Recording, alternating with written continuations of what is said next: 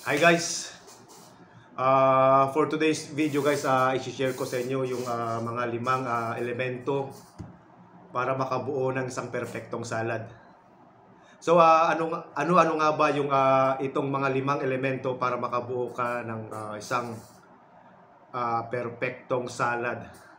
Yan. So ito guys, unahin natin sa greens. Siguro alam naman natin na ibig sabihin ng greens, guys.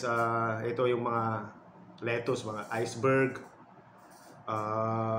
romaine, kale leaves, lolo rosso, lolo bionda, yan, mga spinach, baby spinach, saka normal spinach, yung arugula, roca leaves, mga ganun. So, yun po yung unang elemento po sa paggawa ng perfectong salad, yung greens po guys. Lahat naman po ng salad may greens yan, alam naman po natin yan.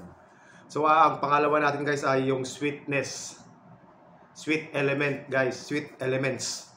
So karaniwan sa salad makikita naman natin sa mga iba-ibang salad dyan na may mga fruits dyan na nakamix sa mga salad. So yun po yung mga tinatawag natin mga sweet elements guys. Gaya ng mga strawberry, mga greens, mga grapes, yun. Yung mga sweet beans, may red beans, white beans, yung mga luto na guys, mga ganun. Yun yung pangalawang elemento natin guys, yung sweets. So ang pangatlo natin guys, yung crispiness. Yan, syempre crispiness, yan, nakikita natin yan sa mga ibang salad, tulad ng mga Mexican salad, yan.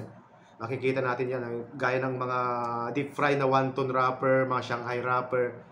Na-slice siya ng medyo maliliit siya. Then yung mga seeds, kasama rin sa crispy yan guys, mga seeds, mga pine nuts, walnuts, yun, yung mga cashew nuts, mga croutons guys. Yan yung pangatlong crispy, pangatlong elemento natin, yung crispy element.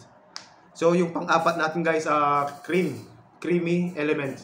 So karaniwan sa atin guys siguro naiisip nila yung creamy elements, yan na yung mga sauce or yung mga dressing para sa salad.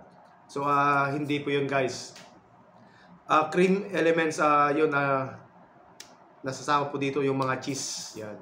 Gaya ng mga feta cheese, mozzarella, cheddar cheese, yun, gigrate nyo lang siya, mimix nyo. Ano ba yun? Yung isa pa?